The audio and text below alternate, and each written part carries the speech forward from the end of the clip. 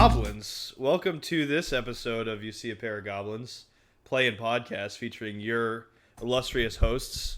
You See a Pair of Goblins, Dan. You See a Pair of Goblins, Lucas, too, here. That's us. That's me. I'm over on the... Us are here. I'm on the right side. If you're listening to this, just listening to it and can't see us. I record in mono, so... Yeah. Oh, I see what you're saying. If we you're are right us, next to each other, but... If you're picturing us in your head, I'm on the right side, he's on the left side, from whatever perspective you're looking at. Behind us, in front of us, to the side. Yeah. Yeah.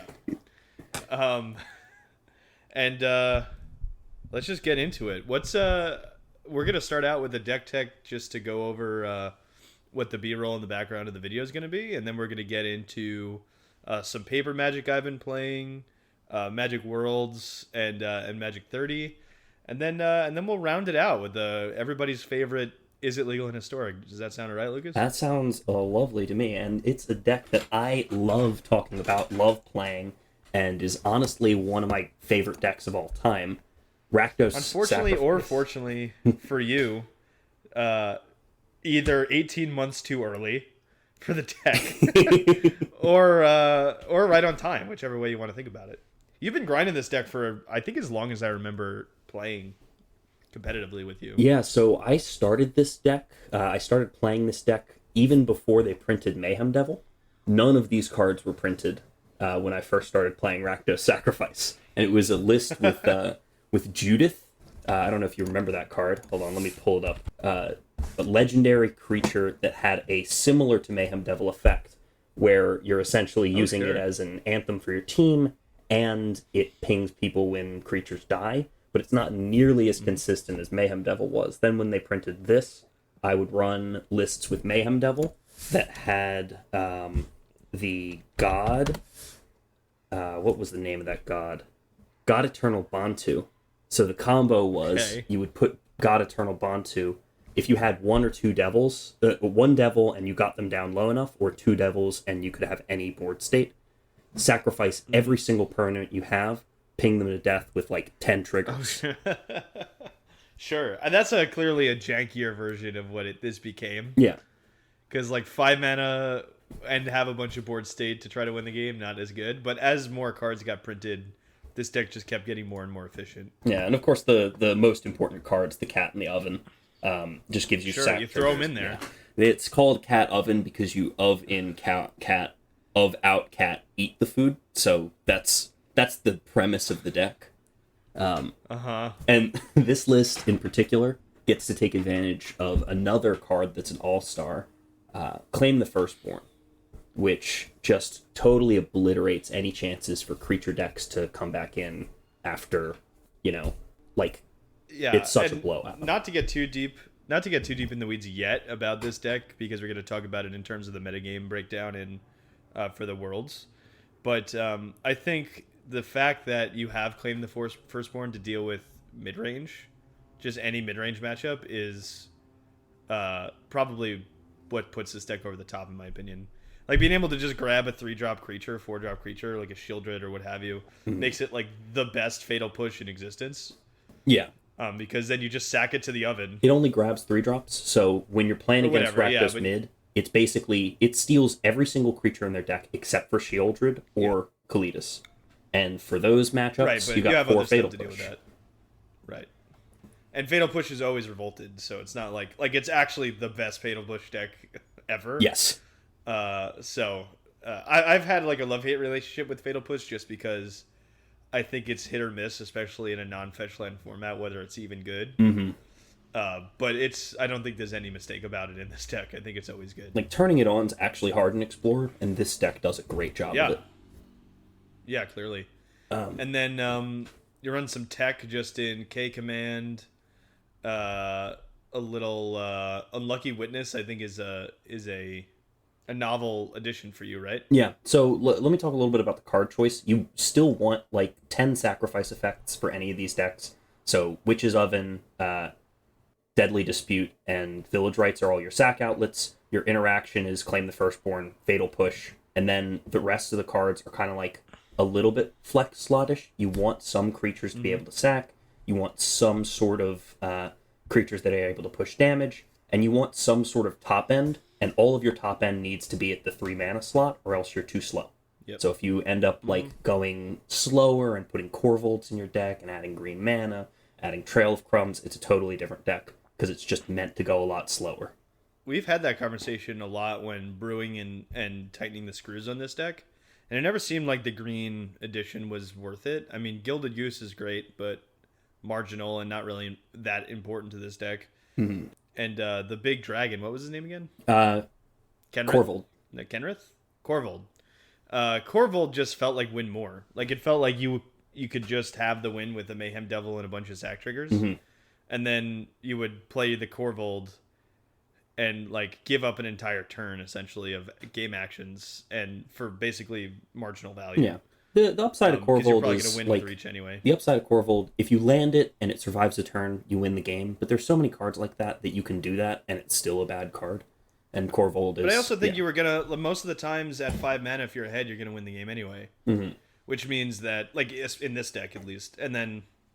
So what that really tells me is that Corvolds should be a sideboard guard in those games where you're not gonna win the game by turn 5. But I'd rather just add more aggro to the deck if you need to get faster rather than a 5-drop or whatever Corvold is, 4-drop, 5-drop. Yeah, we're on the same page for that, and especially in this format, like Rakdos is as fast as it needs to be in order to like get under decks that are trying to go big, like the definitely, like Teamer trying to pull out Titans, or trying to pull out or Jeskai trying to pull out Agent of Treachery, what's the word? Enigmatic Incarnation. It's a bad matchup, but the only way to get better of a matchup is to go faster, not to go slower. Right, but you have that ability, right, with your Dreadhorde Butchers, and even Thoughtseize is like, it's not going faster, but it's like pseudo going faster by slowing your opponent down. And yeah, exactly. Yeah, I totally agree. I've always liked your build of these decks. I know and we've gone over it the past couple episodes, that I tend to like to play the faster version of decks, and I think that's exactly where you ended up here. Yeah, and I dig it. I would say Omnixilis is marginal. I thought it was great in a different format, but it's still a good card. Omnixilis, it is very solid against specifically mid-range mirrors. When you land Omnixilis, if you're able to protect it with Unlucky Witness, and by protect I mean literally just chump to have it survive, it's going to be the thing that sticks on the battlefield, keeps accruing value, and can pull you ahead in a way that things. It's actually 2 things that enter the battlefield. That's actually a non-trivial thing. Well, it's a non-trivial thing to point out, right? Because we've talked about this for a while, that the Rakdos mid version, the non-sack version, just puts so much cardboard onto the battlefield that it's not trivial that you have one Planeswalker that's actually 2 Planeswalkers. Yeah. Because it diverts attention so aggressively. Yeah. So that's my explanation for the 3-drop split. A lot of people love playing 4 Fables. I honestly have not been super impressed with Fable in this deck, and I've considered cutting it, but it does just put enough cardboard out onto the battlefield, like we were talking about with Rakdos mid, that it's good to keep in, but it's a slow card. Yeah. It's not necessarily 100% alongside the game plan of Devil plus Familiar and Oven. The discards can get you closer there, but it's a 3-mana way of doing that instead of a 2-mana or a 1-mana way of doing it. So I'm not super impressed with Fable, but it's a phenomenal card. And this goes back to what we were saying before, is like when you're building a deck, it does come down to, at least for us, if the decision's marginal, just go with the card that's typically better. Yeah. And then if you want to get cute with it after, that's fine. And I could totally see Fable not being awesome in this deck as it is in the Rakdos mid version. But I mean, if you're going to err on the side of, one card versus the other, you might as well err on the side of the naturally better card. Yeah. And if I were to cut it, it would be for some Voldaren Epicures or another K Command, which K Command's likely to make it. Voldaren Epicure, it's a very good card, but it's just not high impact like Fable is. How has K Command been in this, as a boomer Magic card? It's a Magic card that was very much designed in a different era of Magic. And I have a soft spot for K Command and a lot of the commands in general, just because it's hard to say that they're quote unquote old, but they are 7 years old at this point. and very much have a different design philosophy. But they stay relevant. How has it been in your It's games? a very bad card. It's a terrible card that is really well positioned, you know? Like, it's exactly where it needs to be. I need to kill artifacts all the time. I choose that mode so often. Like, either just killing a blood that could come and have an issue with me, or killing some like really impactful artifact, like a hate card against me, like a hearse or something, or like, because some people are main decking hearse at this point. Yeah, And the 2 damage kills so much stuff. Anything that a Bone Crusher Giant can kill, this guy can kill too. This card sucks, but it's like, if you have no better mode, you choose that. Your devil gets killed, you put it back in your hand. It's a really good card for what's happening right now, and mostly because it's just incidental artifact hate. Yeah, well, what's funny about that is I wouldn't disagree with anything you just said. But I'd say that K-Comment's awesome. Exactly. Like, for exactly the same reasons. It's like you don't always want it in formats that you play. You don't want it in every deck, but it's just the kind of card that if you put 1 or 2 in there, or maybe put 1 in the board, there's gonna be times when you need to kill artifacts. There's gonna be times when you want to shock either face or a creature. You typically don't want to shock face with this card, but you want to shock a creature. And then the other 2 modes are just generally evergreen good. Like getting creatures back is, fine. It's like drawing a card. It's probably better in the grand scheme of things. And then forcing an opponent to discard a card, even though it gives them the ability to do that, and it's less good when they have a full hand. That's still a fine ability. And you can do it on draw step before main phase. Oh, we're gonna get into that later with the cube that I went through. But let's. Oh yeah. Okay. Last card choice I'll talk about, because all the rest kind of makes sense. The sack outlets, the creatures, the 3 drops. Meat Hook Massacre. So when you're playing this deck, you have the choice between putting Jegantha in your board or having access to Meat Hook Massacre and Kari Zev's Expertise, which I don't know if you remember that card, but it's great tech against big creatures. However, I don't have any in here because there aren't that many big creatures. If we were playing more against mono green, if there was like a viable mono green deck in this format, I'd put it in the board. We'll get there. Yeah, well, hopefully. Yeah. But Meat Hook Massacre is definitely worth it in terms of like being able to beat up on humans, being able to just like really snap back from any sort of really down position. And while Jegantha's a phenomenal card, it's free and it is very castable in this deck. Like, there are many times I've cast Jegantha. I still think Meat Hook Massacre is a better card. So I went with that instead of... I totally agree. And I also think it's better positioned for your deck specifically, just because I feel like you want your Mayhem triggers to go face, as well as some other triggers. And being able to allow those triggers to go face rather than deal with a board issue probably inadvertently makes you more efficient, right? Because if you had to do all this sack stuff just to ping down creatures to keep yourself alive, your Mayhem Devil would probably be way worse. But knowing that you have Meat Hook Massacre in there allows you to get the confidence to get the damage in, because you know you could just come back if you really need to with a Meat Hook Massacre. And the 1 copy, you find it so easily with Deadly Dispute and with Village Rites. You really don't need any more than 1. But I do have 2 hiding over here. I think that's totally fair. Yeah, I mean, I probably would have erred on the side of maybe 1 more main, just because I feel like they're so good when you land them. But I totally agree that there's a weird amount of card advantage in this deck, and you fling through cards really quickly, and you never really get rid of the cards that end up in the graveyard aren't truly stuck in the graveyard. Well, they come back. The only card that brings stuff back from the graveyard is K-Command.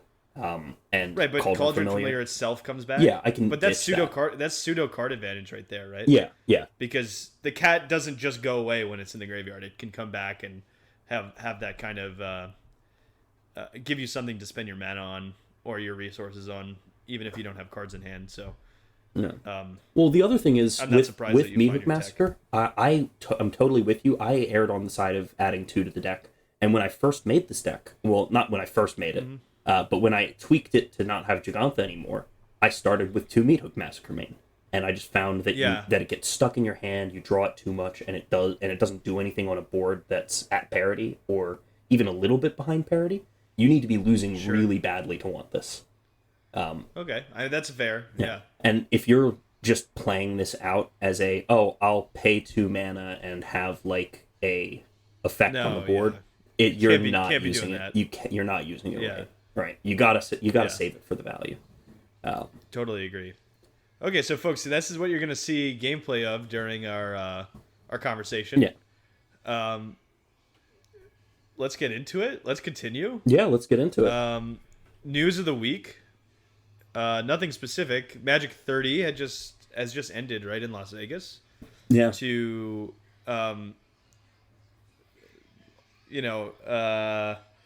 mixed applause from some people. Yeah, mixed feelings. Well, people on Twitter complain about fucking everything, you know? It's well, yeah. Same thing with Reddit, obviously. A lot of them are reasonable complaints, but some of them are just not. And it seems like the people who actually went to the thing had fun there. Sure. I think a lot of the complaints stem from there were just so many content creators there that it was almost an event, like in and of itself, just for advertising, but nobody was actually able to go. Mm-hmm. Like none of your typical Magic players were able to go, so it was almost a celebration of people that were already heavily invested. Mm-hmm.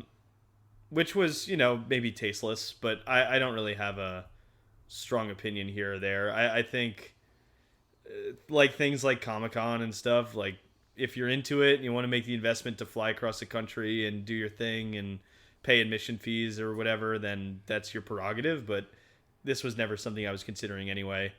And I think only the most dedicated people. This event was only for the most dedicated of fans anyway. And that's not to say that like, you're not a good fan if you weren't considering going. But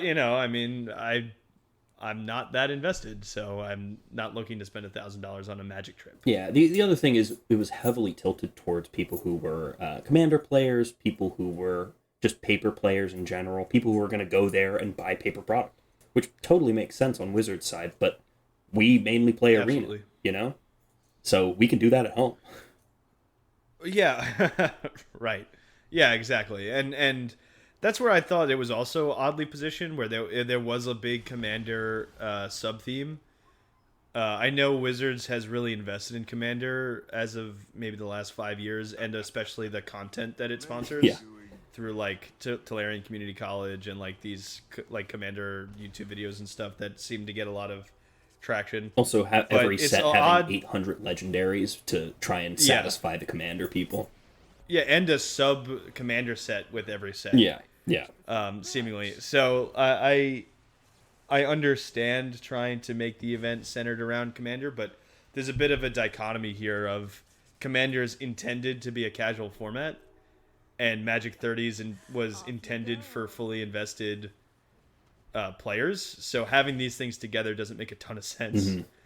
And I know a lot of the complaints were, nobody was using the Commander section of Magic 30 because it was so expensive. It's like, no shit. They came with Commander decks. Like, yeah, Commander decks can be expensive, but most of them aren't going to be. And most Commander players are probably going to be fine playing for free on a lunch table. So it seems to be a bit of a... Yeah, but dude, you haven't seen my fully foiled out... deaf. You haven't seen my fully foiled out ladies pointing left deck that cost $8,000. You know what? I'll support Commander if that's like the meta. But if you're just gonna complain about how everybody's not allowed to combo off except me, and I also shouldn't be asked to run interaction, then I don't really have sympathy for your format.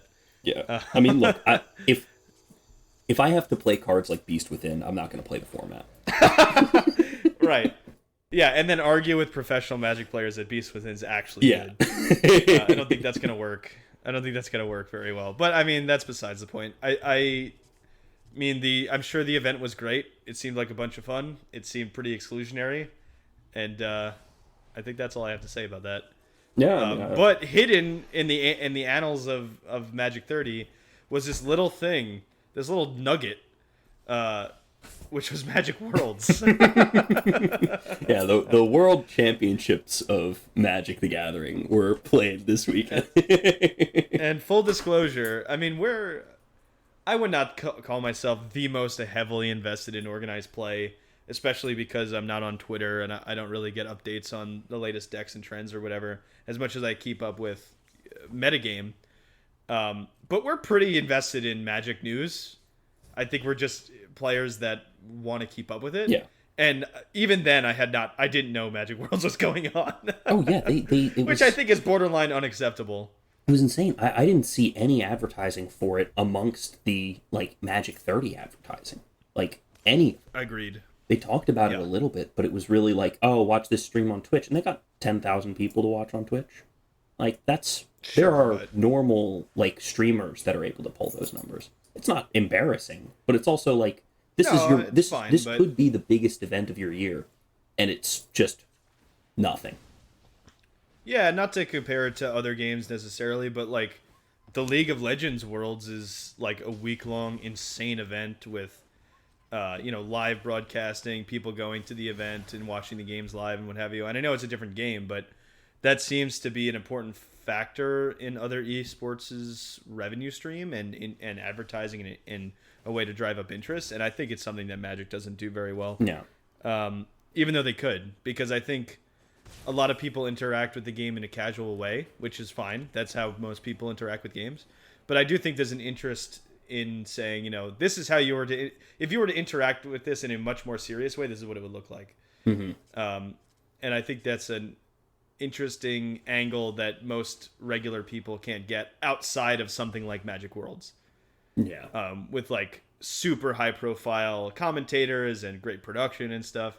Like this should be the crown of Magic's content creation, and it's completely unknown even to people who are relatively invested, which is not. Yeah, and I mean, I don't know. Our interests are not the exact same as Wizards' interests, so I understand why it may not be like their first priority to be prioritizing pro play, to be pushing these events forward as these like hallmark events that you're like basing your advertising and other things around, especially if it wasn't successful. But world championships were successful for a very long time in Magic's history, and it got people interested and invested.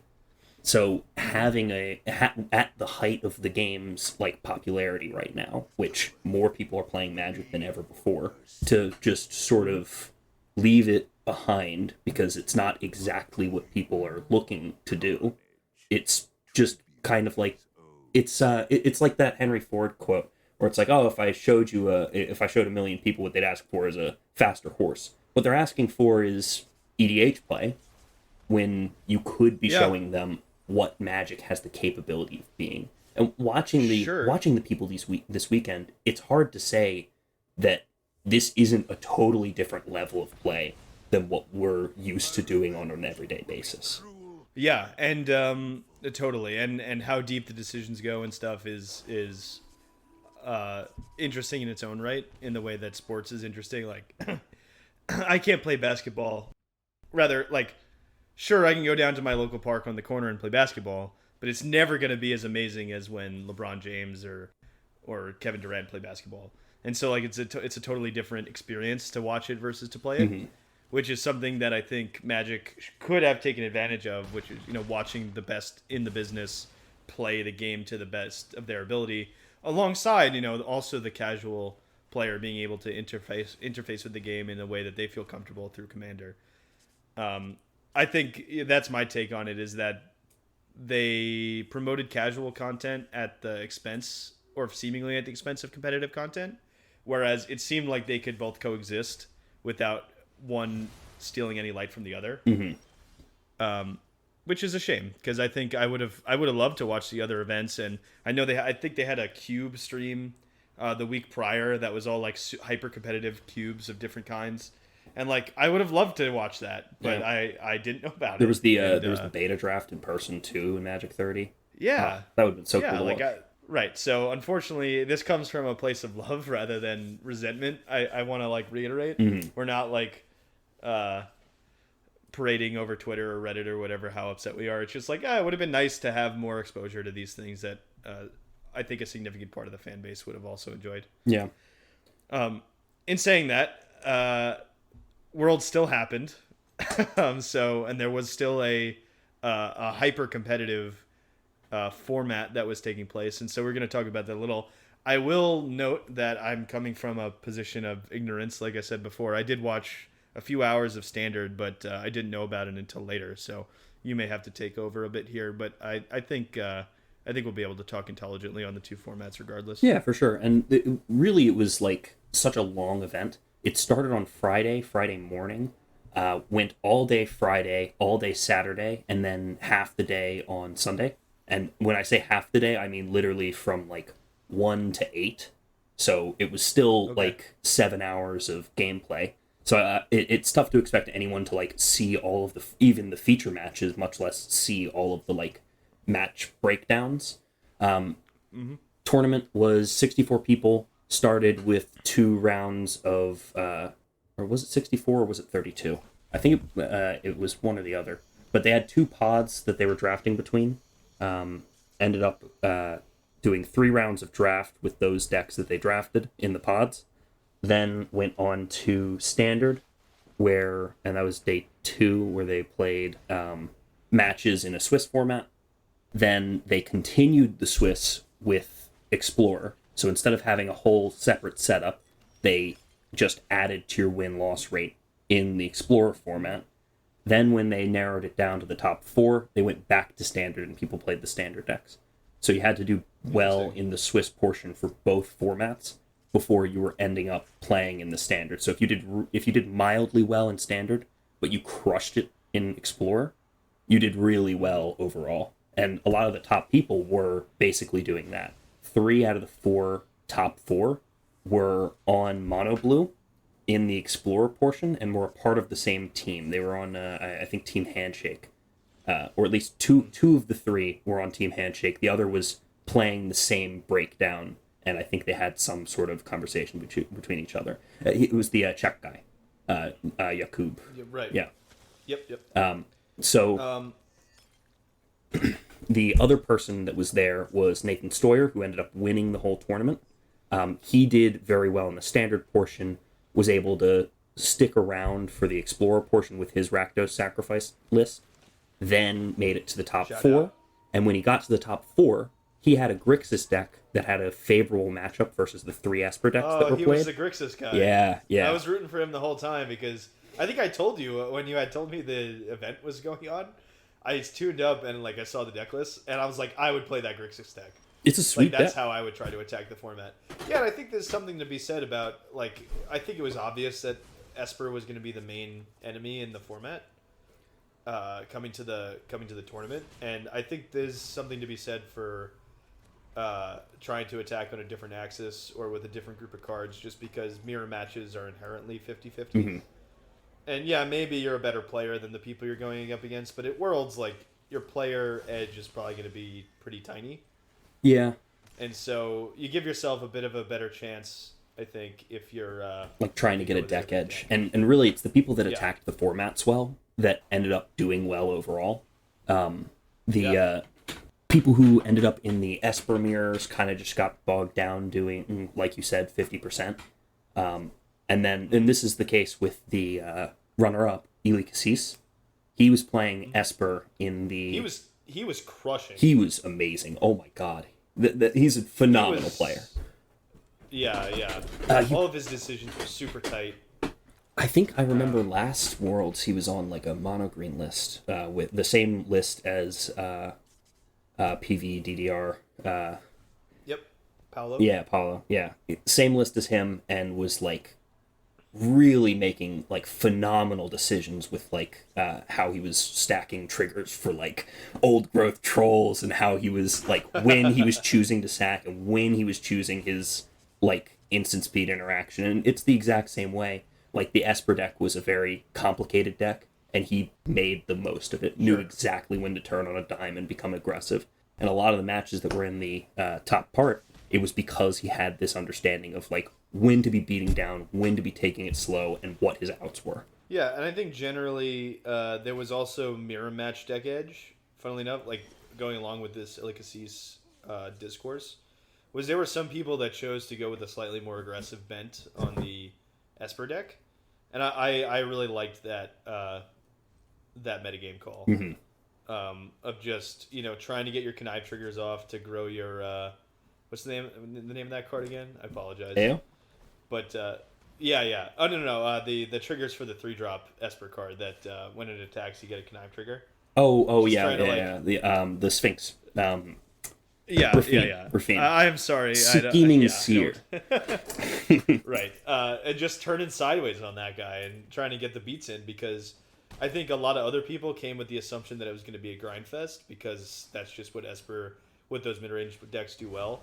And the ones that added a couple extra low-end creatures to get in there, I think, had a big deck advantage. Yeah. Well, that's the problem, I think. Everyone expected there to be a big Rakdos portion, so everyone showed up with a deck that beats Rakdos, but the deck that beats Rakdos is Esper, right? Then when somebody takes a a slower approach that's able to get, leverage the best card in Standard to its fullest, Fable of the Mirror Breaker. I know we were crapping on it earlier, but, it's...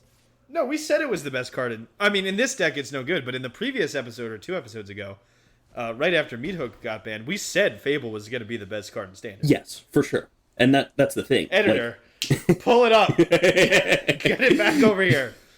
Get in there. Get in there.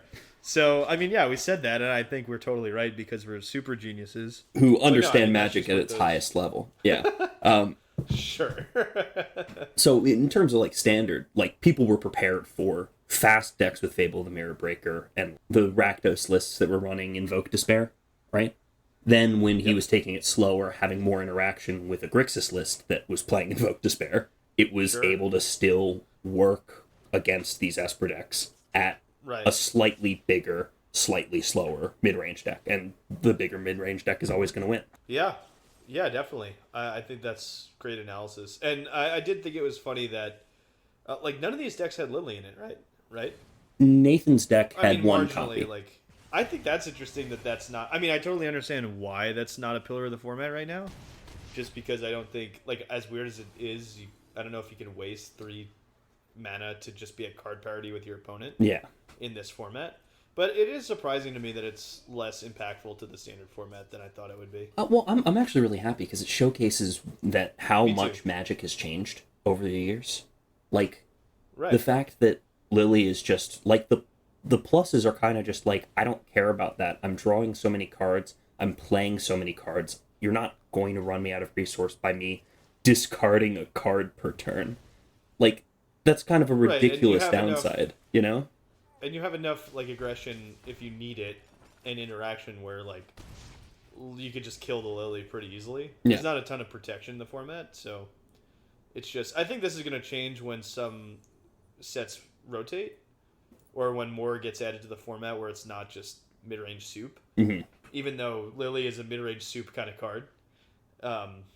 But I think as soon as there becomes a time when the format's less about just accruing value, it might come back. Once it polarizes, it's going to be a very good card because it has play against exactly aggro. It has play against control. Thank you for but then against mid-range mirrors, it's you're not getting enough cards and putting enough shit on the board to be able to compete there. So maybe that's one copy is good. The format's too merged. Yeah. It's not polarized enough to have Lily be good, but let's see how it develops. I think that's going to be interesting. Yeah, I think as of right now, it's probably not great. I definitely intend on playing more Standard in the future, but for now, Explorer is the talk of the town. Did you get to see any of the deck lists in Explorer? Unfortunately, not. But I'm happy. I'd be happy to go over them now if you let me pull them up for my own edification. Yeah. So the big decks in the format were Greasefang, Rakdos Sack, and Mono Blue Spirits. Then there was one team that was able to bring their own brew, Teamer Transmogrify. One of the players, Julian, who did phenomenal in the Standard portion with a brew of his own, kind of tanked it in, which I feel so bad for because he did phenomenal in the Standard portion and then tanked Explorer, so he didn't make top 4.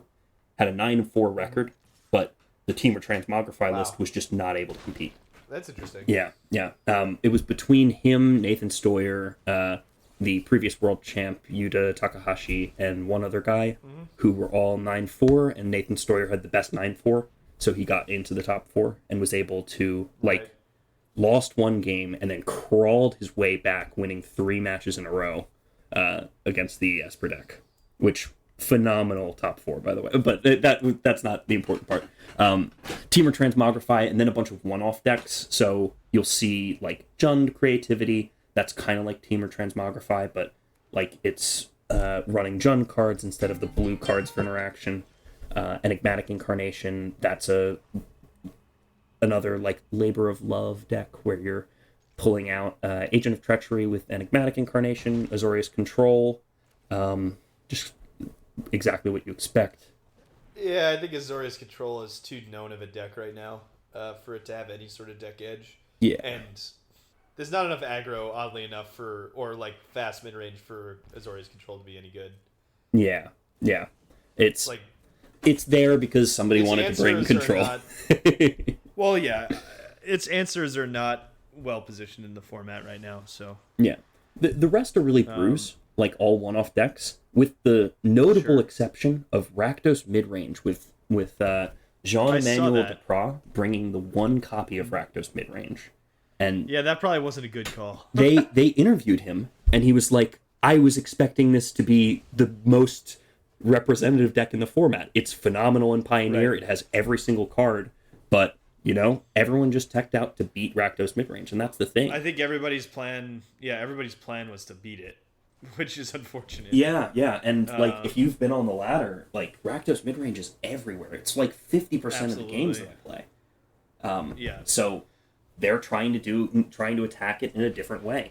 Greasefang's able to combo out Rakdos Midrange and beat him that way. Rakdos Sacrifice is just a phenomenal matchup. They need to draw Kalidas, or they need to draw what's that 3-mana saga that destroys all 1-mana things? Hidetsugu Consumes All. Oh, that's right. Yeah, so they've got Hidetsugu Consumes All and Kalidas, and if they don't draw those cards, or they're not able to leverage them fully, you just lose the game against Rakdos Sac. It's so easy to be able to beat the Rakdos Midrange deck. Yeah, because I think what the mid-range deck does so well is incidental interaction. In like your Blood Tithe Harvester, Graveyard Trespasser obviously like affects Rakdos Sac incidentally, and then all of its other cards, Shieldred, just do incidental things on top of them being valuable as cards. Mm-hmm. And I think Rakdos Sac, along with its other typical spell interaction, I think Rakdos Sac is just super hard to interact with. Yeah. Like, you just have to beat it. Like, it kind of sets a clock. And sure, like, you could do things to slow Rakdos Sac down, but for the most part, Rakdos Sac is the clock. And it's up to you to deal more damage before you die to the Rakdos Sac. And I think that's something that Rakdos Mid does terribly well. It almost plays like a control deck. Yeah. In the sense, like, sure, it's like a faster control deck because a lot of the cards are much cheaper than typical control cards, but it's not putting a ton of pressure on you. And because Rakdos Sac, you can just sack your card. You want to sack your cards anyway, so it's not like removal is going to be any good. Yeah, like they can't stop any of the pressure that you're able to apply. So they are always taking the control role, trying to put out fires, and they're really not good at it in this matchup. Yeah, and it's not like Raksac doesn't have a resource advantage, ways of gaining resource advantage too. Deadly Dispute is like probably the key card in that deck, right? Sacking a treasure token to get 2 cards or what have you. And Village Rites is always going to be good, and recurring value from your Planeswalkers is going to be good. So like it's doing stuff that is really tough to interact with for a deck that's quote unquote fair, like Rakdos midrange. Mm-hmm. Yeah, so I mean that's why a lot of people were wanting to bring Rakdos Sacrifice or Greasefang. Then there's Mono Blue Spirits. Now I think that the team that brought Mono Blue Spirits, so there was one team of 4 that brought Mono Blue Spirits, and then one other person that also landed on the same list. So that was a team of 4, including Eli Cassis, and also Reed Duke. So even in like the Rakdos mid-range format, Reed Duke looked at Right, not a mono blue spirits, and was like, not okay, a reduke deck. yeah, not exactly. But So you know what? This interaction, you turn cards sideways. I think reduke can probably handle that. I think he's a smart enough Magic player to be able to do that. So they brought that deck and tested against matchups. Had a great matchup against Greasefang specifically, and the rest of the field it was totally fine. The only terrible matchup it had was Rakdos Sacrifice. So it seemed like it was going to be like Greasefang beats Rakdos, Rakdos beats Mono Blue Spirits, and Mono Blue Spirits beats Greasefang, right? Because it's able to interact with their stuff on the stack and able to bounce their, yeah. And just as somebody who plays a Mono Blue deck that's not this Mono Blue deck, I love playing Obs on Greasefang. I won't say that it's like a great matchup, but it's very fun to be annoying to their combo. Because they're effectively a combo deck, right? Yes, for sure. And this, like any kind of interaction, no matter how marginal it is, kind of screws up their plan. And so if you're really astute, you can kind of mess with them and keep them from beating you down too bad. Mm-hmm. Yeah, so that was set up to be the rock paper scissors of the format, and then all of the one ofs just kind of like nipping at the heels. But the Mono Blue Spirits deck played one card in the sideboard, Leyline of Combustion, that had a phenomenal match that increased their matchup versus Rakdos Sacrifice by like tenfold.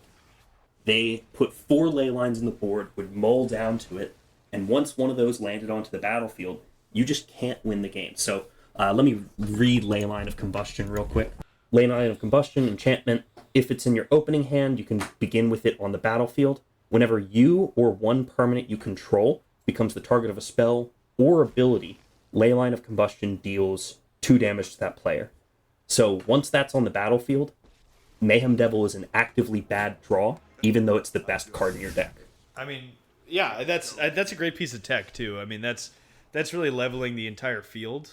Yeah. I mean, if Rakdos Sac is on the first level because it's trying to beat the best, quote unquote, best deck in the format in Rakdos mid, that leyline tech is level 2, which is, beat up on the deck that you think is best against Rakdos mid, that's cool, man. I mean, that's why these guys test for like 3 weeks before the Worlds, because you find stuff like this, and this is sort of why it's the pinnacle of competitive Magic. Yeah, and it's all format knowledge. Like that's deck edge right there. Like being able to build that into your deck in order to beat a matchup that you can't win otherwise. Right? Yeah, that's also knowing your plan, right? Yeah, it's like, hey, how do I lose this game? Mayhem Devil goes off. It's like, all right, well, how about Leyline? Even though we can't cast it, it's like, sure, like throw it in there, Mm-hmm. And then who cares how deep you have to mull? Like, well, you'll get there, especially with how many cards that deck. Well, I mean, I'm sorry, you can't cast a card anyway, but like, you can afford to mull down pretty aggressively because you're going to make up your cards later anyway. Mm-hmm. And that's not like a total death knell. Especially if you land like one of those curiosity effects, if alongside a 5 land hand or a 5 card. Yeah, hand. That's what I mean. Yeah. And then I have to say, just as a quick aside, I do respect the combo players, the Transmog guys and the Enigmatic Incarnation guys, just because I think if there was a way to completely spike this tournament, it was getting a combo deck that somebody wasn't prepared for, because that's also an axis that these grindy value decks can't always interact with. Mm-hmm. And so, like, maybe they didn't do great, but I could see the logic there of being like, let's just play the biggest thing possible as quick as possible and see what people can come up with. And maybe they missed, but I mean, the Transmog deck wasn't bad. It felt like it was never able to do things quickly enough or able to be interactive enough. And honestly, like, they played some very good games against the other decks, but the other decks were just able to do their thing more consistently and interact with the opponent. Yeah, but that's the fight, right? With combo decks is just that, the combination of raw power versus consistency, and they lost that fight, I think, this tournament, but I wouldn't write these decks off. For sure. I think they're going to make... They're definitely going to make waves. You're definitely going to see them more on the ladder, because once you see, like, all those Transmog decks, some people will be like, oh, well, I know how to build it. Let me do it. Let me do it instead of these professional Magic players. May I say, may I whisper into the mic quickly? Eli Cassis with the one-off Spectral Adversary main. That is tech I found. All right. Did he Look, have a Spectral Adversary? he had one Spectral Adversary main. He also had that 3-mana spirit, right? Yes, but where is it? Cemetery Illuminator. Cemetery Illuminator. This one I'm not as familiar with. I saw that cast in the tournament. I'm like, what the hell is that doing in the deck? That's funny. That's hilarious. I mean, that's a tech play, but I mean, Yeah, I mean, like, this is what it takes, right? The one cards that just happen to be in there that are good against certain matchups. It's pretty cool. I forgot but that I love card Spectral existed. Adversary in my mono blue deck. Spectral Adversary. I just think it's good. It's a phenomenal card. It's also fun. Like it could be a 2-mana 2/1 flying, or it can be a 4/3 that like effectively blows up a board because buying a turn that late in the game is awesome. So shout out me, really, is what I'm trying to say for knowing Spectral Adversary was good. Yeah. Other shout out, Mono Red Fires. Very cool deck. Didn't get into any of the feature matches that I saw. But like Mono Red Karn, cool as hell. Sure.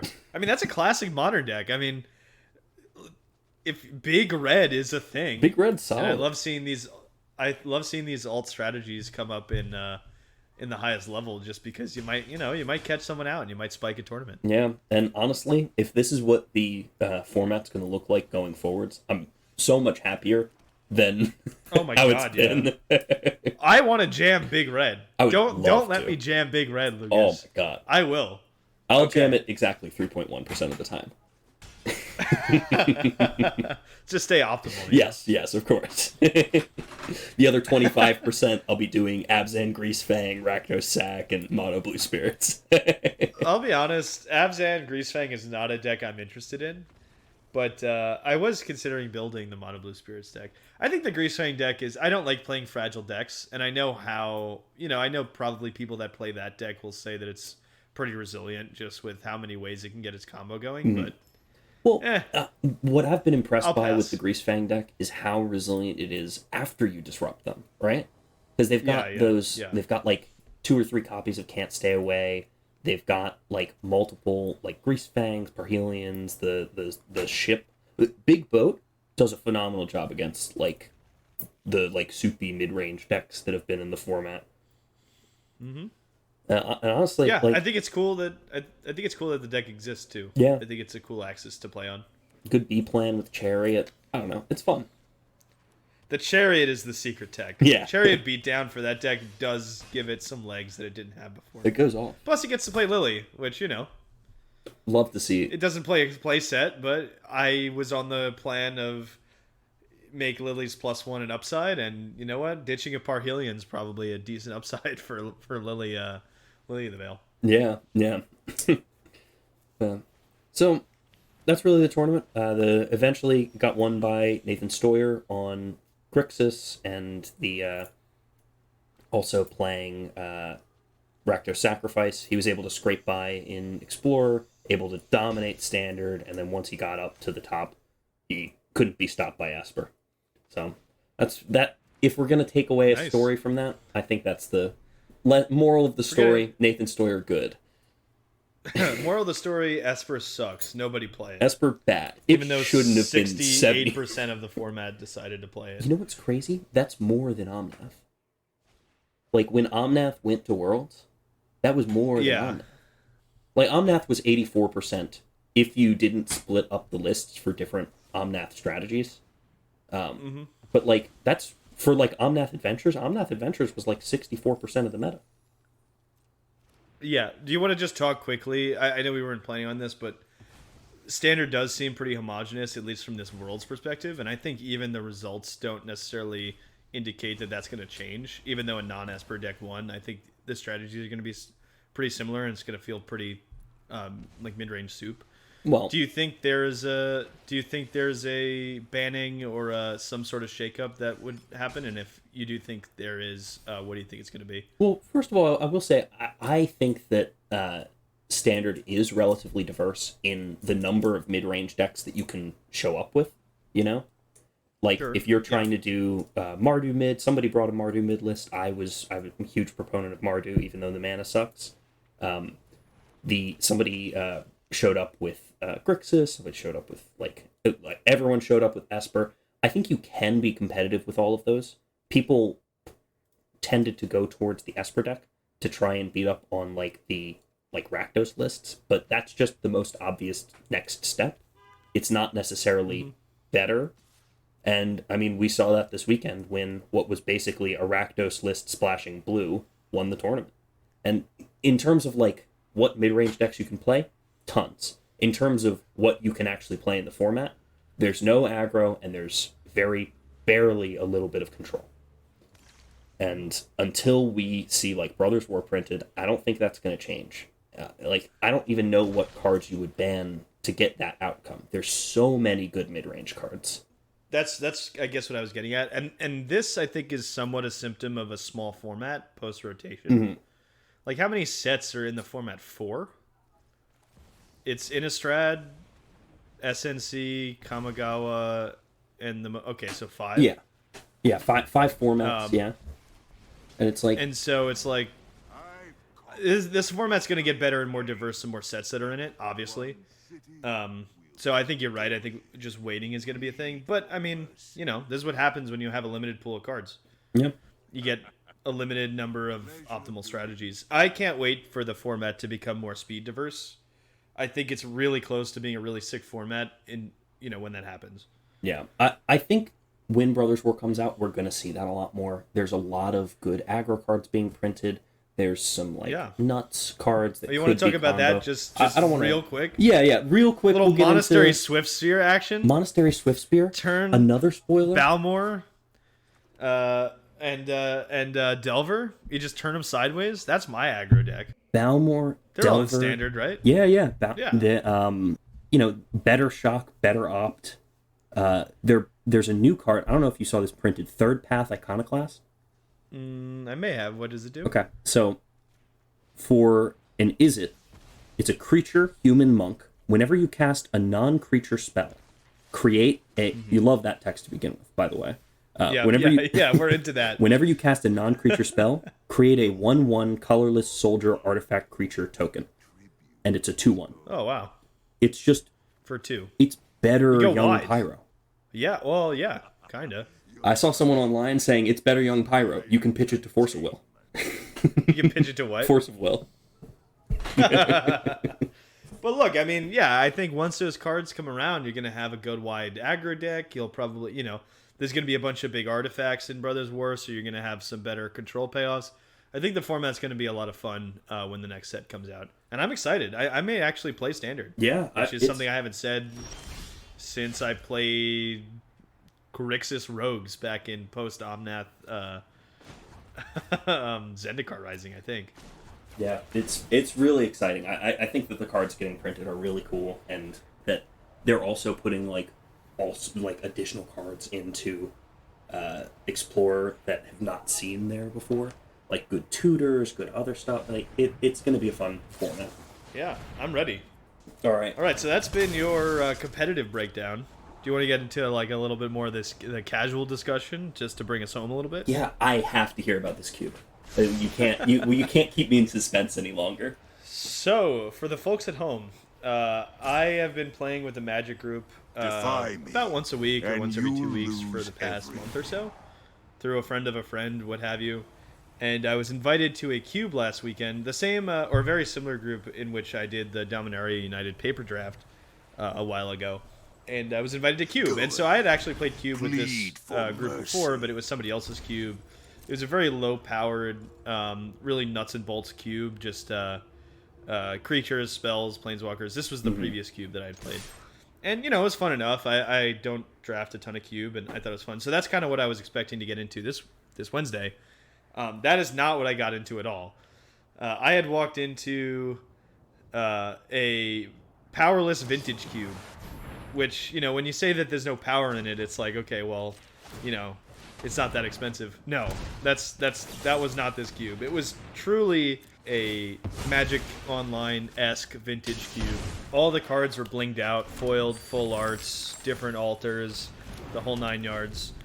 And it's no exaggeration to say that the cube was an investment for And the cube owner said this was that he built the cube because he thought if he didn't want to play Magic anymore, he at least had enough for a down payment for a house, which was literally true.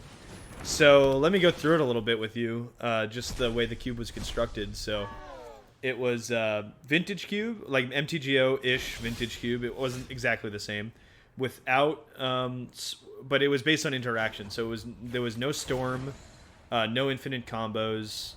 Just good old-fashioned, back and forth Magic. It did have Reanimator. So Reanimator was an archetype that you could draft. It did, I think, have a small sack sub-theme hidden in there.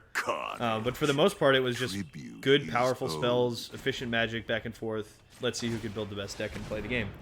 So, which is, that's the games that I like. Like, something that intimidates me about these super high-powered cubes is all the incidental interactions that can happen that are super powerful. And this things that can just go infinite can get like constantly recurring, and like if you it's like, oh, do I need to consider this card because if I don't, like, they just go off next turn. There was none of that, which is pretty nice.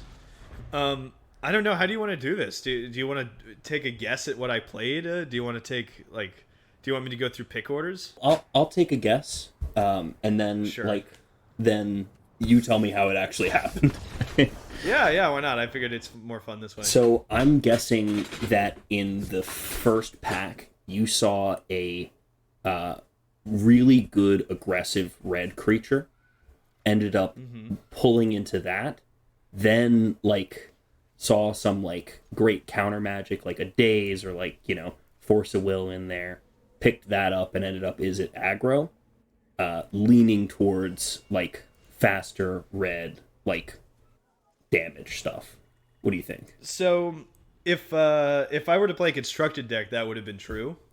But I guess something you don't know about me is my cube decks end up similar strategies, but much slower. And so actually that's kind of where I ended up here. So pack 1 was a bunch of marginal green creatures that were good but not great. A couple lands. Oh, I may add a couple things about this cube before I get in. It had 2 sets of the original duels instead of 1. So it had 2 tundras, 2 bayous, 2, volcanic islands, stuff like that, instead of 1. Wow. Which meant that great fixing was more plentiful. And the companion rules were the original companion rules. But only Yorion and Luris were in the cube. Oh my god, I love that. I love that so much. Yeah, so it was awesome. So I looked at a pretty marginal pack. I ended up picking a Restoration Angel out of pack 1. Part of it was, I'm a big Boomer Magic fan, and at one point Resto was really good. Another thing was just being able to hold, like, the fact that it has flash is good. I always liked the flicker decks in the Arena Cube, so I said, if I can get some flickering going, that's probably going to be good. Especially these high power cubes where creatures, have good stat lines and they have ETB abilities and, yada yada. Yeah, like, your targets for that are going to be like out of this world. Are generally going to be good, yeah. So I picked Resto and passed. Pack 2, I see a full art demonic tutor and a fractured identity was the card. So fractured identity, which is, if you don't know it, it's a vintage cube staple, which is 3 white blue. It says exile target creature, or maybe it's non-land permanent. Exile target non-land permanent, and then you get a token copy of non-land permanent, which sounds worse than it actually is, because it sounds like a control magic variant, but it's not, because you personally get the ETB trigger as well as exiling the opponent's creature. So whereas a control magic, you steal the creature, and if they could blow up the enchantment or something, well, firstly, you don't get the ETB, and then secondly, if your opponent can blow up the enchantment, they get their card back. With Fractured Identity, the card's gone. The opponent card is never coming back. And you still get the ETB and their card. And so, funnily enough, like, I watch a ton of Vintage Cube content, and LSV has this saying, you never pass Fractured Identity, because it's one of his favorite cards, and most of the time, if you resolve it, you're probably going to win the game, because it's so backbreaking.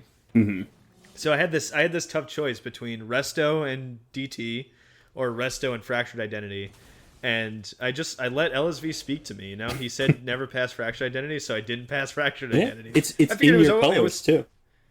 it was already white, right? Exactly. So I'm like, all right, great. Next pack three, or rather, pick one. Pack three, pick three. Pack one, pick pack three. one, pick three.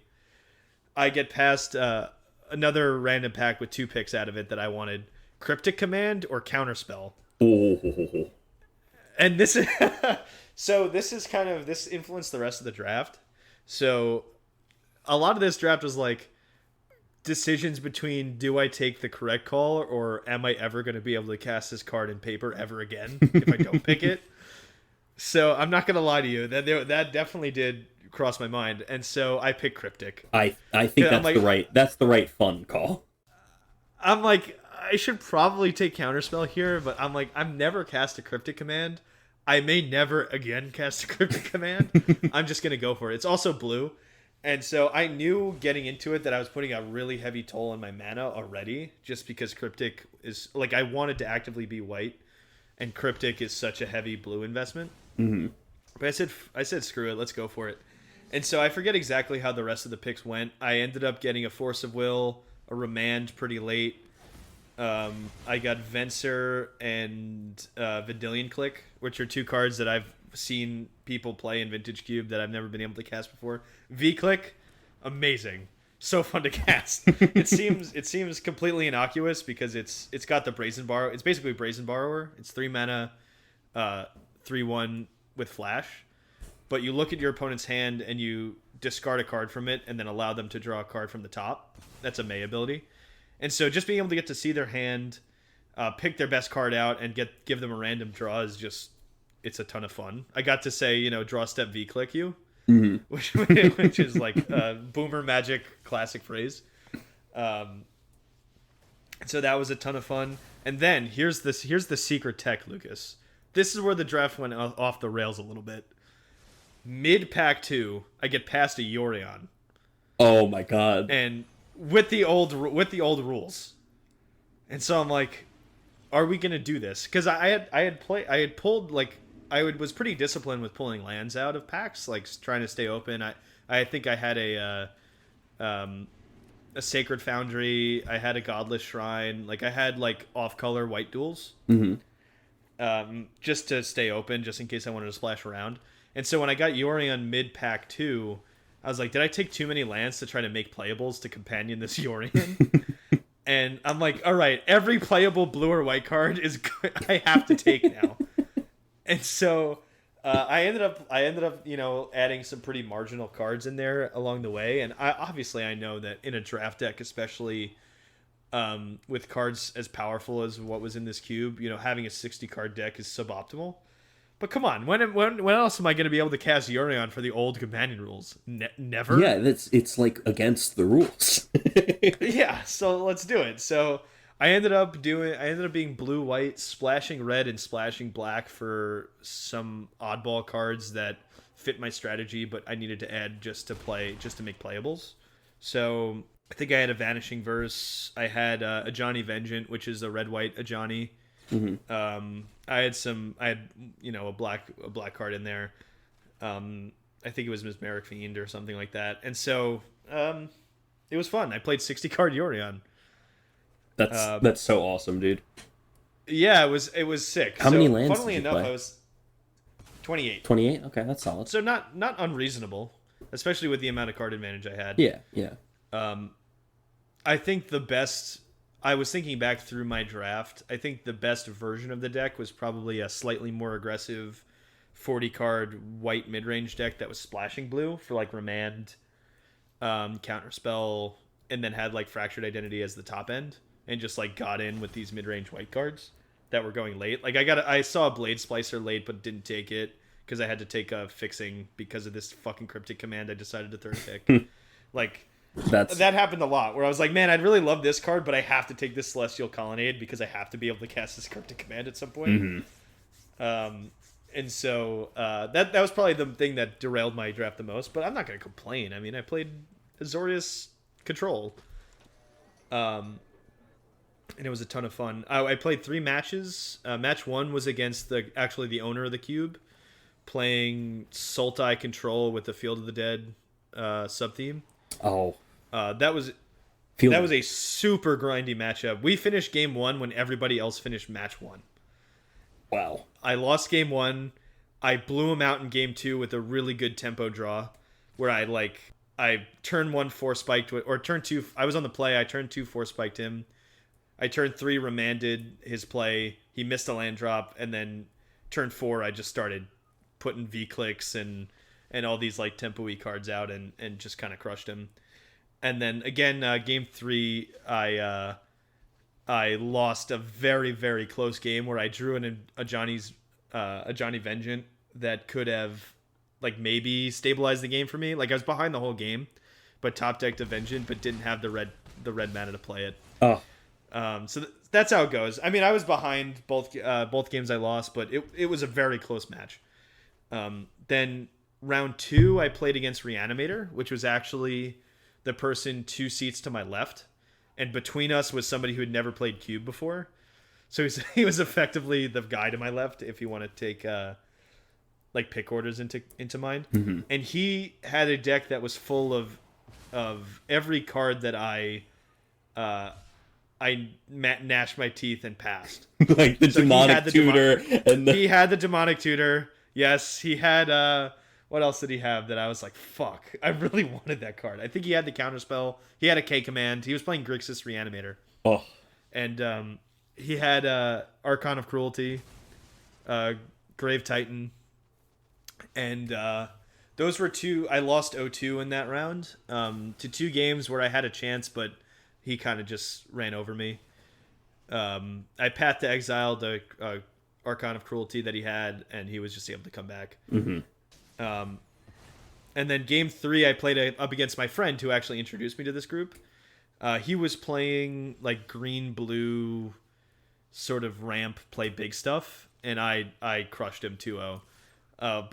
He had Brazen Borrower, Snapcaster Mage, and then a bunch of big green dudes. He might have had like Oracle Moldiah or something like that. And his deck did stuff, but he wasn't happy with the way it went together. And my interaction was just too much for him to overcome. Especially like that's the deck that Fractured Identity is best against. Just let your opponent do all the effort to put the big thing out onto the battlefield, and then Fractured Identity, now it's mine. So I Fractured Identity a Primeval Titan that he played, got a bunch of lands, swung with the Prime Time, got more lands. I'm like, why don't they print more cards like these? So it was a great time. So I went 1-2, and match 1 was a super close match, but no complaints. I definitely drafted more for fun than for win rate. Well, I'll say that's one reason why I felt like I thought that you might have a better matchup against Reanimator. When you were describing the deck, I'm like, oh, he's bringing out Grave Titan, he's bringing out Archon of Cruelty. You'll just take his creature, you know? But yeah, if you don't draw it, you can't do that, especially in a 60-card deck. Well, yeah, for sure. I mean, that's what the 60-card deck is, you know? And I'll be totally honest, I did not play as tight as I could. I forgot Yorion was a companion for like half the game once, where I was like, draw, go. And I'm like, oh, I kind of probably just played Yorion there and had a 4/5 flyer out to pressure, but that's how it goes. I had a man land that I didn't fire up probably as often as I should have. Mm-hmm. But I mean, whatever. It's paper. I didn't know what any of the cards did really. I mean, I knew what all the cards did, but I had never actually played any of these cards in paper. I had fetches. Like, come on. Having experience definitely like changes a lot of like the decisions that you would make, or even like knowing what's in the cube and knowing what you could be playing against. Because with something this high powered, it's like, are you really expecting to your opponents? Are they really expecting any of the modes on Cryptic Command? Maybe not. Yeah, There's I have like no idea. 8 million modes on it. Right.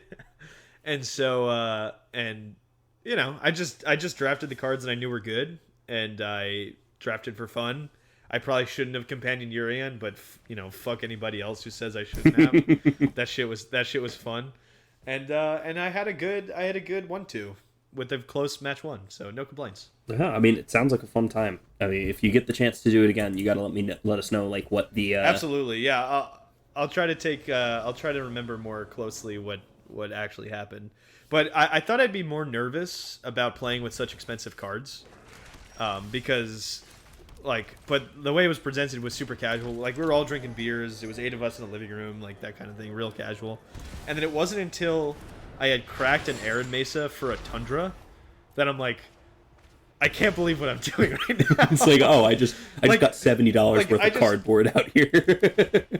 Well, the Arid Mesa alone is $70. The Tundra is probably $700. Yeah. It was like, and it was like, I would never think, because I'm not planning on playing Modern. It's too expensive. We've had this conversation in the past.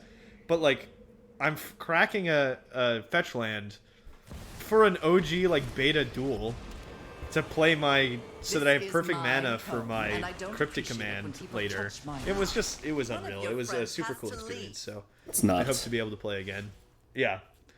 And so, yeah, it was completely nuts. It was a good time. Oh man, I'm really happy for you. That's awesome. You gotta. Yeah, hopefully it keeps going. Next time I'm around your area, which I don't want to dox you or anything, but that would take a very long time.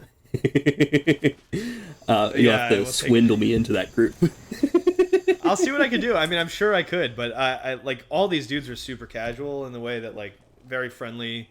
Like, no one was a hard ass. The cards are in regular ass sleeves. That's nuts. Like, not these like giant ass like plastic sleeves that you see for vintage tournaments and stuff. Were they like double sleeve? And for once, it's not they might have been double sleeve, but I honestly wasn't paying attention. Oh, okay. They felt like regular sleeves, single sleeves, but yeah, I think the whole environment was super cool. Hopefully we'll get something like that on arenas soon too. Yeah, I think they're trying to make the Arena Cube closer to that, and I fully support that. Obviously, I mean, it's funny what old cards are good in Cube. A lot of it's like really marginal stuff, so I don't even think it would break Historic a lot of the stuff.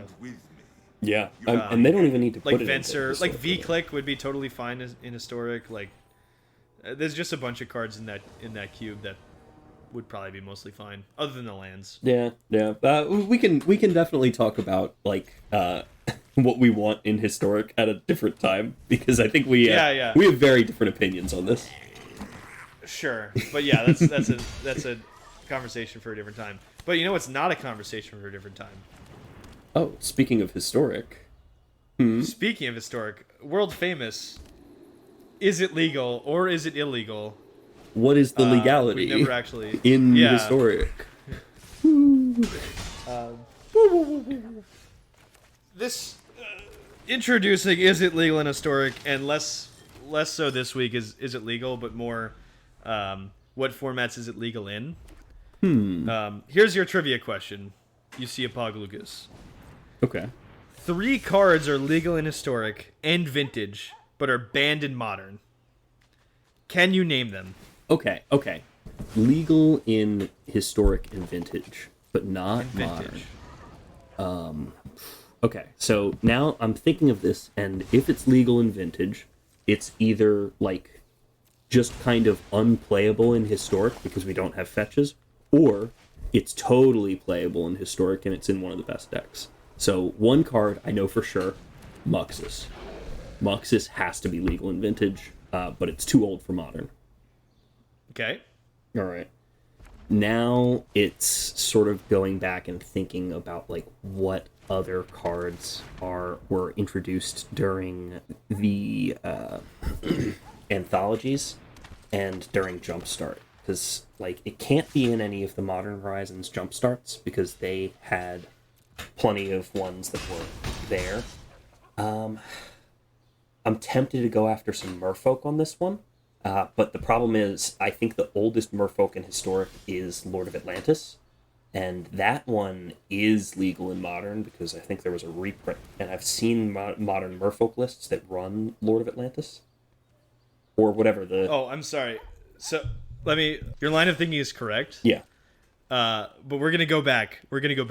They're explicitly banned in Modern. Oh, explicitly banned in Modern. Yeah. So Muxus would have been a correct answer, but that's because it's too old for Modern. It's not an explicit banning. These cards would have been in the Modern timeline, but are banned. Are explicitly banned in Modern. Yeah. Oh, that makes it way harder. Okay. I know they didn't put Feldar Guardian in there. That's banned in Modern. They didn't put Smuggler's Copter in. I believe that's banned in Modern. What cards are banned in Modern? Like, Uro was there for a while, but Uro's not in Historic anymore. Oh, this is tough. This is real tough. Maybe I should be thinking... Should I give you hints? Okay, tell me if this line of thinking is correct, and then you can give me a hint. Maybe I should be looking more towards sets that were legal in Standard, like Eldraine, that had powerful cards that were eventually were banned in Modern, but not in like Standard formats. Is that a reasonable line of For thinking? one of the cards, that would be along the lines of thinking. Okay. All right. I need a hint. What's Okay. I have played all 3 of these cards in different decks. You have played all 3 of these cards in different decks. Oh. Well, I mean, it can't be Memory Lapse because Memory Lapse is banned in Historic, right? Correct. Same with Brainstorm. So I don't think Brainstorm was printed for Modern, was it?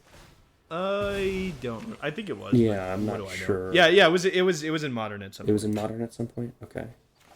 So I'm trying to think of other decks that you've played. You've played Rogues quite a bit. So, I can give you one more hint. Okay, one more hint. I believe that I have played a Darcy with all 3 of these cards. All 3 of these cards were featured in a deck that ran DRC. Okay. All 3 of these cards were featured in a deck that ran DRC. Potentially at the same time. I think at the same time. Oh, jeez, dude, this is tough. It can't be. I'm trying to think of artifacts that it could be because if you're running Darcy, you kind of want to up your artifact count just in general. I will give up. Can I look at the list of cards on Arena and start like pulling ones out? The list Take of some cards guesses. that are historic legal? Yeah, well, yeah, Sure. yeah. Just start looking at historic cards. You're gonna kick yourself Once I hear it. when I tell you the answer. Yeah. Oh, wait a second. Is it Chromatic Orb? I haven't looked at it yet. No. Okay. Well, shit. Okay. Now it's time to... Let me go grab another beer while you're going to look. Okay. Editor, cut this down in some way. Editor, you're going to have to do a lot of work. What's his name? What's his name? I got nothing on a name. Come on, baby, what's the name? We threw out his name! This has to be cheating in some way. What? That I'm looking at the cards? I asked you to look at the cards. You got like 4 minutes. What are you talking about, dude? How much time do you get? You're just gonna piece through every single card? Yes. Damn. I'll give you one more hint. All 3 probably should have been in a deck that you've played before. All 3 probably Even though I don't should think have been? Should have been, yeah. I think 2 of them definitely were. It's not Scrappy Scrounger. Because I put that into the deck after like a year of you asking me to. That card was good in that deck at that time. Okay, so I had one idea. Hope of Gurapur. Nope. Okay. Dragon Master Outcast. Legal. Legal. Okay. In historic. I mean, legal in modern. Okay. It's one of those like old cards that I wasn't like 100% sure about. Phyrexian Tower was another one I was thinking of. Is that legal in modern? Nope. Probably. Yeah, I thought so too. You want me to give it to you? Yeah, just give it to me. You're gonna say it. You're gonna cry. Okay. Card number 1. Actually, there's actually technically 4 now. So I said 3 at the time when I wrote the question. It was 3. Now it's 4. Card number 1. Faithless Looting. Oh, goddamn! You're so right. Totally forgot about Card looting. number 2. Luris. Luris? Oh, I guess you can't play Luris in modern. Mm-hmm. That's bullshit. You should be able to play Luris in Card number 3. Mystic Sanctuary. Mystic Sanctuary I never would have gotten. I should have gotten looting, and I probably just have completely overlooked Luris. And what's the 4th? Yorion. The newly appointed... Yorion, that's right. The newly appointed 4th member. Oh, damn. So I played all 3 of those cards. Yeah. I played all three of those cards in a Darcy, like a Grix, or no, I think it was Jeskai technically. Darcy deck where I was using Luris to get back like DRCs and Delver secrets and stuff. Mm-hmm. It wasn't great, but it was fun. And Mystic Sanctuary was in that deck as well. Okay. That was like a one of. Yeah, I mean, all of the cards are good. Mystic Sanctuary is probably the one that needs the most like busted stuff Yeah, around it's definitely it. the worst one. But like Luris is phenomenal, Yorian's phenomenal because they're both just free. Looting, I don't know. Yeah. I think it's fine. I don't know how. Like, I've never actually. I don't like looting actually in Historic. I think it's pretty bad. yeah, you need to be playing Like, a really when, specific deck for it. You know, when Phoenix was more popular, it was great in that deck. I've never totally got it to work with Darcy decks. I just think it's too much investment. Sure, it's a sorcery. Sure, it gets other stuff in your graveyard, but it's like, I don't know. I found it easy enough to get other stuff in my graveyard without playing a card disadvantage spell. Mm-hmm. So, there you go. All right, so this has been your 5th episode of You See a Pair of Goblins Playing Pod. This will I don't know, probably we'll come figure up it out after the. fact. This will probably come on after the 4th one. And if it doesn't come on after the 4th one, we're still labeling it the 5th one. Sure, yeah. It's been good hanging with you. See y'all next week. Yeah, it's always fun to always fun to come around. like and hit the subscribe. bell. Hit the bell. Give us a ding. Keep playing Magic, The Gathering. Yeah, keep going. Keep on trucking. Keep on being you. Keep on rocking in the free world. Rocking in the free world. You're beautiful. We You're can't free. say that. Maybe That's it's gotta be Maybelline. copyrighted. You know? All right, editor cut. Cut.